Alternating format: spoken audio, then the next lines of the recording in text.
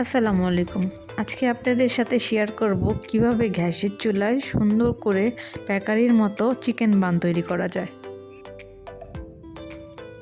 তো ডো তৈরির জন্য প্রথমে আমি হালকা কুসুম গরম দুধে 1 চামচ পরিমাণ ইস্ট গুলিয়ে নিলাম। এখন আমি 1.5 কাপ পরিমাণ আটা, পরিমাণ মতো লবণ, তেল, ডিম ও গুলিয়ে রাখা ইস্ট দিয়ে ভালোভাবে নরম ডো তৈরি করে নেব। বানিয়ে রাখা ডো 2 ঘন্টার জন্য রেস্টে রেখে দেব। ডোটা রেস্টে রেখে মুরগির বুকের অংশের মাংস আমি লবণ দিয়ে ভালোভাবে সিদ্ধ করে নেব। মাংস সিদ্ধ হয়ে গেলে আমি পেঁয়াজ, কাঁচামরিচ এবং গাজর ও টমেটো কুচি কুচি করে কেটে নেব। সাথে মুরগির বুকের মাংসটাকেও ঝুড়ো ঝুড়ো করে ছুটিয়ে নেব।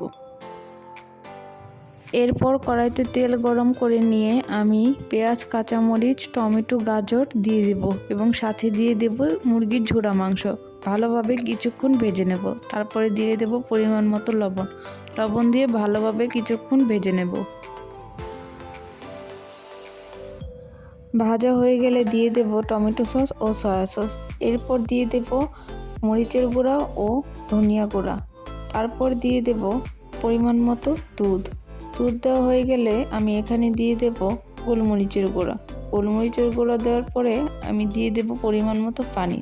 এই তো মাংসের পুরটা তৈরি হয়ে গেল। এখন একটি পাত্রে নামিয়ে রাখবো। দেখুন ডোটা কি সুন্দর ফুলে উঠেছে। এখন এখান থেকে পরিমাণ মতো ডো নিয়ে আমি ছোট্ট একটি রুটি বেলে নেব এবং তাতে মাংসের পুরটা ভরে দেব এবং মাংসের পুর দিয়ে আমি সুন্দর করে গোল আকৃতির একটি পান তৈরি করে নেব।